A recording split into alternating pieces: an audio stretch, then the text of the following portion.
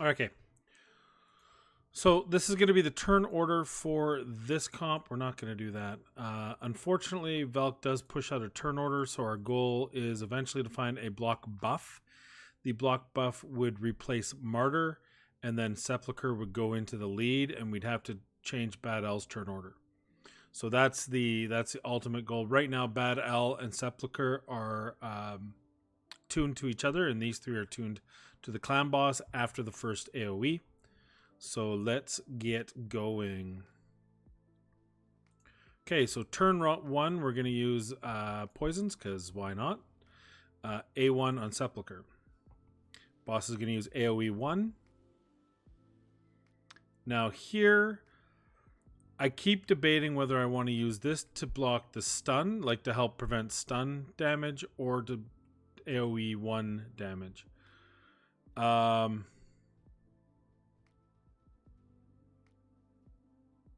We'll save it.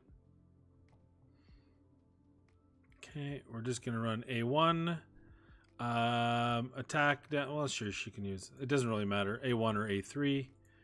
A2. Now here, so we're right before.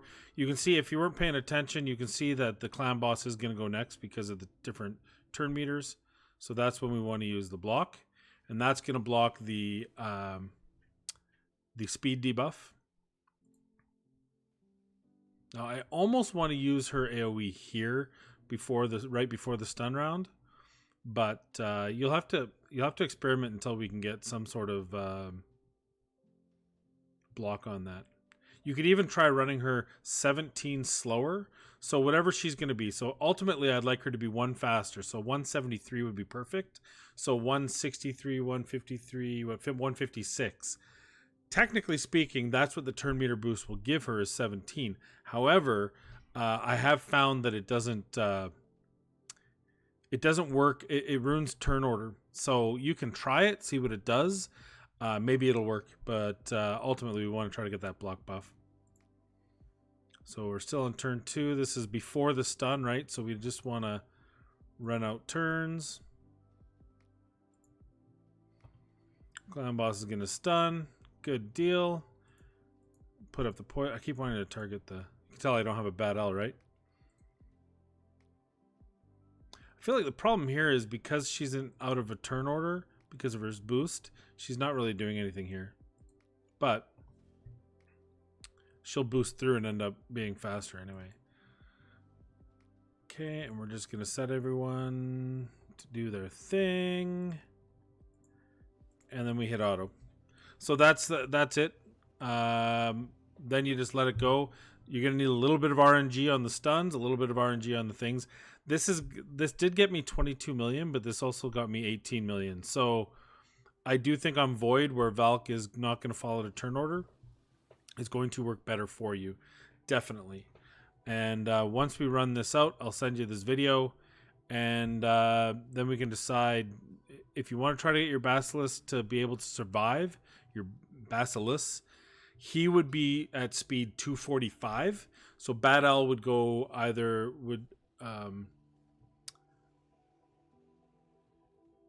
because of you need the poisons, he would go down to 175 would work. And you run Basilisk at 245, and you'd keep everyone else at their speeds.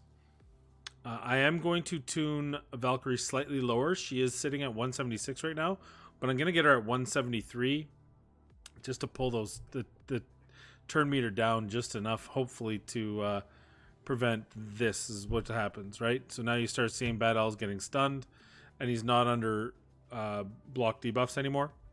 That's because of Valk. That doesn't happen under normal circumstances. So this will work under Void perfectly fine. But the good news is, even though it is stunning Bad L, that's not the worst thing in the world, because he doesn't have anything in his turn meter that really is critical. He does have the heals, but that's not going to be as big a deal.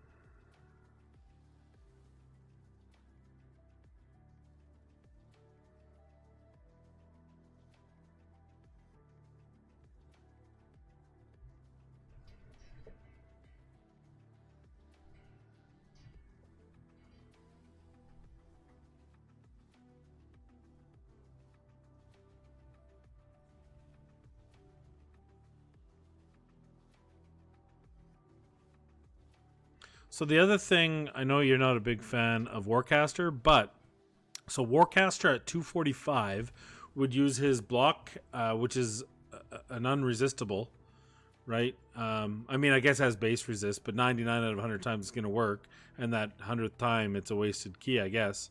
But he would block the buff on the clan boss first round, and then you'd have to run him through his turn order to get to where he would normally get that first run, and then that's when you'd use his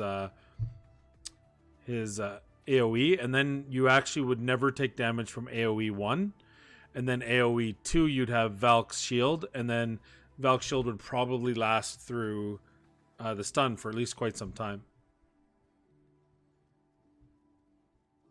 because you're actually never getting damage on that AoE 1, which is nice. The scary thing here, as you can already see, is that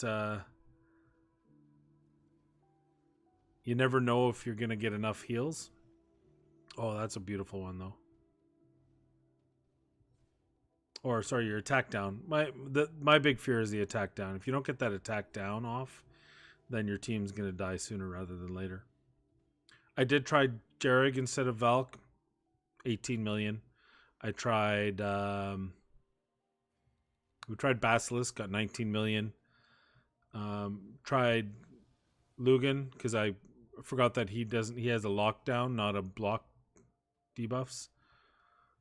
So needless to say, did not work.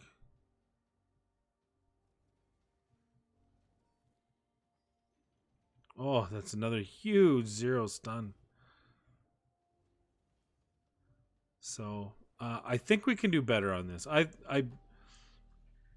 just do Warcaster. I know it hurts. I know it stings. I get it. But build Warcaster up. If nothing else, he'll help you with your faction wars.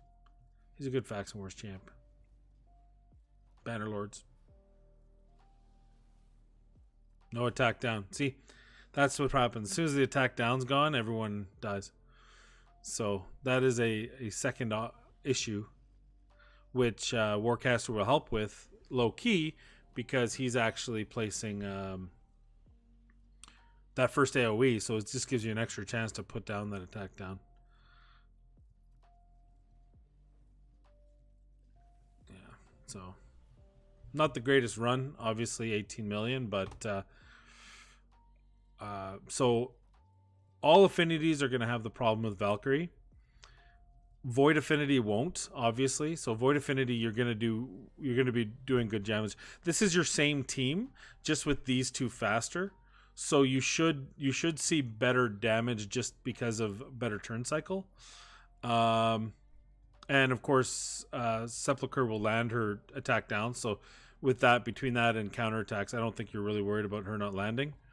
On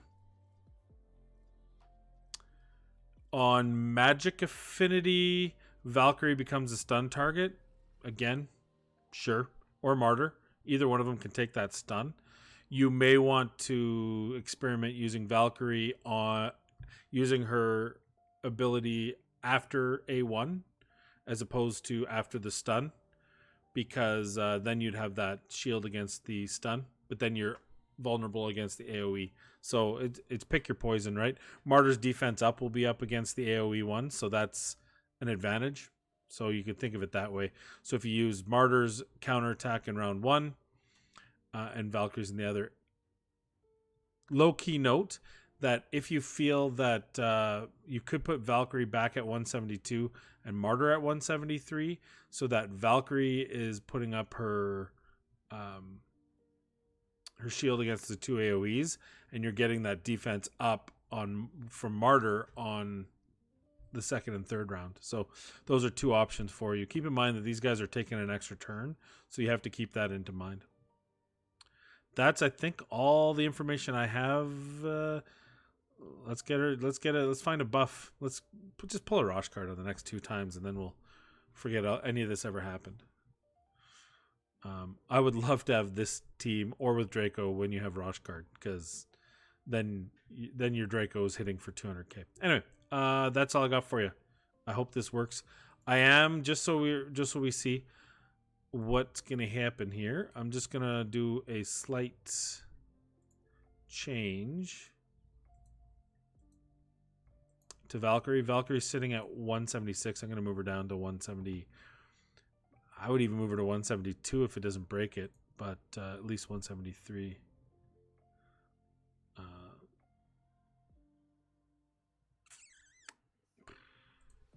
Oh, God. Let me know. So I'm keeping this as part of the recording. Let me know if this breaks it. Because that puts her at 172, which is the same speed as Valk. Or same speed as Martyr, which may be an issue. But she gets her turn meter boost before either of them take a turn. So I hope that that doesn't break it. I mean, she breaks it anyway on Affinity. So let me know on Void. And I apologize if it does break it.